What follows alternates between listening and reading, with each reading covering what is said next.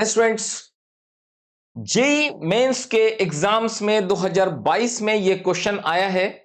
Question यह है कि आपके पास तीन इक्वेशंस दिए हुए हैं, तीन लीनियर इक्वेशंस इन 3 वेरिएबल्स। तीन लीनियर इक्वेशंस, तीन वेरिएबल में यहां पे एक इक्वेशन, दूसरा इक्वेशन और तीसरा इक्वेशन, ये तीन इक्वेशन दिया हुआ है और आपसे कहा जाता है कि इसके इनफाइनाइट मेनी सॉल्यूशंस होने वाले हैं। आप बताओ कि इसमें ये अल्फा और ये बीटा का सम कितना है। स्टूडेंट्स, आपको मैं एक चीज यकीन दिलाना चाहता हूं कि ये क्लास 10 का एक बुक है, class 10 NCERT, class 10 NCERT chapter number 3, pair of linear equations in 2 variables, और ये पेज नंबर है 24, एनसीईआरटी का बुक है। मैं आपको इस कंसेप्ट पे इस क्वेश्चन को सॉल्व करके बताऊंगा कि ये क्वेश्चंस इनके इस कंसेप्ट पे कैसे सॉल्व किया जा सकता था। तो देखिए कि क्वेश्चंस कैसे सॉल्व किया जा सकता है बिना किसी 12th के नॉलेज के, बिना किसी स्टडी के। क्लास 10 में जो आपने पढ़ा था उसके बेसिस पे मैं आपको ये क्वेश्चन सॉल्व करके बताऊंगा।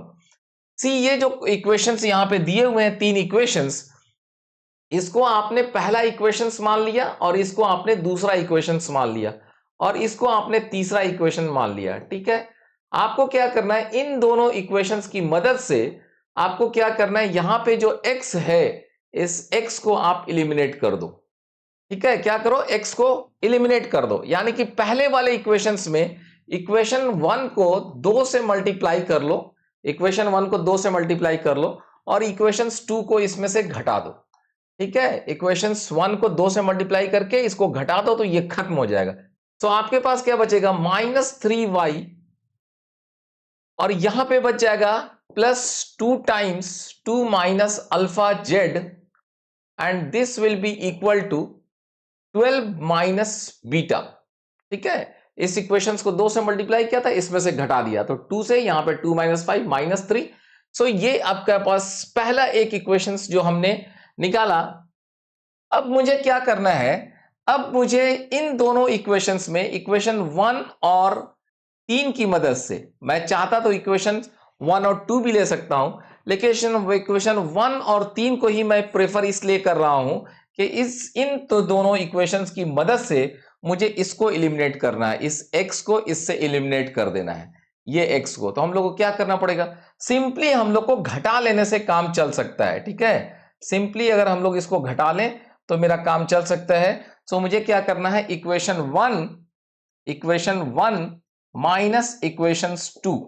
ओके, तो यहां पे हमने x को एलिमिनेट किया, y में से ये 2y जाएगा तो -y, so this is -y। यहां पे आपको z है और यहां पे 3z है, इसको जब घटाएंगे तो -2z, और यहां पे हमारे पास 6 है, यहां पे 14 है, तो 6 में से 14 को घटाएंगे, so this will B -8। Okay, अब आपके पास जो सामने रिजल्ट दिख रहा है, इसमें अगर आप ध्यान से देखें तो ये जो इक्वेशन है, ये इक्वेशंस जो है 2 वेरिएबल्स में है, yz। और हम लोग जानते थे कि अगर ऐसे केस में, अगर जब 2 वेरिएबल्स का इक्वेशन होता है और ऐसे केस में अगर infinite many, how much, infinite many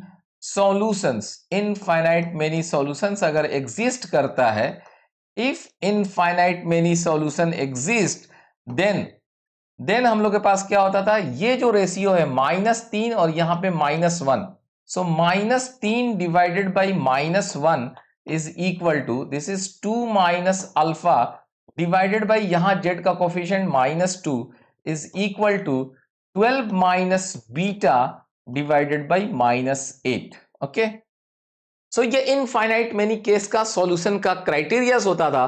2 variables जब होते थे, आपको अगर अभी भी अगर कुछ डाउट है तो आप अपने क्लास 10 के इस चैप्टर पे जाओ, एनसीईआरटी का बुक है, क्लास 10 में chapter number 3, linear equations in 2 variables, and page number 24। सो यहां पे जाके देख लो।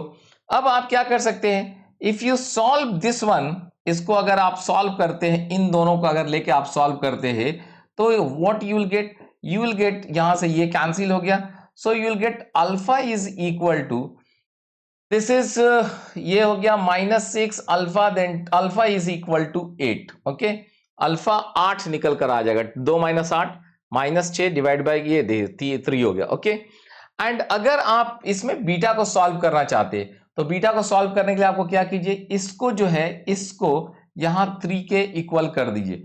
तो यहां से जब आप बीटा सॉल्व करेंगे तो beta will be equal to ये -24 बीटा एंड 12 उधर चला गया 36। ठीक है, बीटा का मान 36 आ जाएगा। 12 माइनस 36 -24, 8 से भाग देंगे -8 से तो 3 आ जाएगा। सो अल्टीमेटली हमें क्या मिला, alpha is equal to 8 and beta is equal to 36। इस तरह से अल्फा प्लस बीटा का जो वैल्यू है दैट विल बिकम 44, जो कि आपके आंसर में दिया हुआ है। और आपके आंसर में ये ऑप्शन जो था ये ऑप्शन नंबर सी था जो है, तो ये ऑप्शन नंबर सी हो जाएगा, alpha plus beta is equal to 44। Basically जब ये दो लाइंस बन गए हैं वाई जेड वेरिएबल्स में, तो बेसिकली क्या होता है कि जब इनफाइनाइट मेनी सॉल्यूशन का केस होता है तो इसका मतलब होता है कि एक लाइन जो है दूसरे लाइन के ऊपर जो है जस्ट लेट जाता है, यानी कि हर एक पॉइंट, एक लाइन का हर एक पॉइंट दूसरे लाइन पे पड़ता है। सो ये क्राइटेरिया था हमारे पास इनफाइनाइट मेनी सॉल्यूशन के।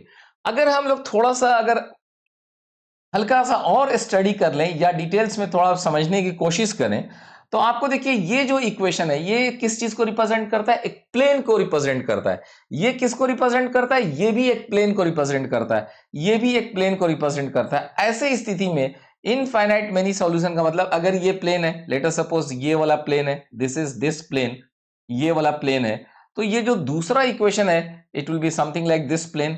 समझ रहे हैं? तीसरा जो ये वाला जो प्लेन है it will be something like this plane. समझ रहे हैं? सो तीनों का जो पॉइंट ऑफ इंटरसेक्शन है वो इस लाइन में पड़ता है, इस लाइन में। और ये लाइन मेरा जो है इनफाइनाइट मेनी सॉल्यूशंस यानी इनफाइनाइट मेनी पॉइंट्स इस पे पड़ेंगे। सो तीनों प्लेन जो है एक लाइन में इंटरसेक्ट हो रहा है, इसलिए इसको इनफाइनाइट मेनी सॉल्यूशन का केस कहा जा रहा है। हमने क्या किया, इंटेलिजेंटली विदाउट गोइंग एनीथिंग, हमने क्या किया, इन दोनों इक्वेशंस में x को एलिमिनेट करने की कोशिश किया। उससे क्या हुआ, इन दोनों प्लेन का, ये प्लेन और ये प्लेन का, मान लीजिए ये प्लेन नंबर 1 है, ये प्लेन नंबर 2 है, तो इससे हमें ये लाइन का इक्वेशन मिला। ओके, उसी तरह इन दोनों प्लेन से हमें फिर ये लाइन का इक्वेशन मिला। इनको जब मैंने सॉल्व किया तो मुझे यहां पर y और z के टर्म्स में, चूंकि इनफाइनाइट मेनी सॉल्यूशन की बात थी तो वो एक ही लाइन को रिप्रेजेंट करेगा। इनफाइनाइट मेनी सॉल्यूशन मतलब दोनों एक ही लाइन को रिप्रेजेंट कर रहे हैं, और इसलिए -3 बटा -1 2 minus alpha divide by -2 is equal to 12 minus beta divide by -8।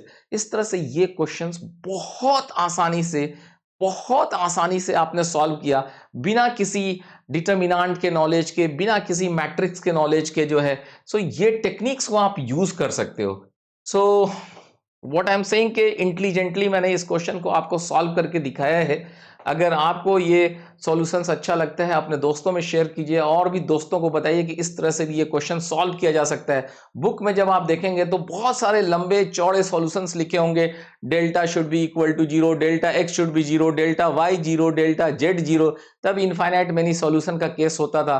तो वो बहुत एकदम डिटर्मिनेंट, यानी 4 डिटर्मिनेंट सॉल्व करने की जरूरत पड़ती। यहाँ पे इंटेलिजेंट वे में आपको सिंपली क्या करना पड़ा, सिंपली इन दोनों लाइन से एक लाइन निकाला, इन दोनों से एक पॉइंट ऑफ इंटरसेक्शन वाला एक लाइन निकाला। दोनों लाइन अगर सेम होगा तो इनफाइनाइट मेनी सॉल्यूशंस एग्जिस्ट करते हैं।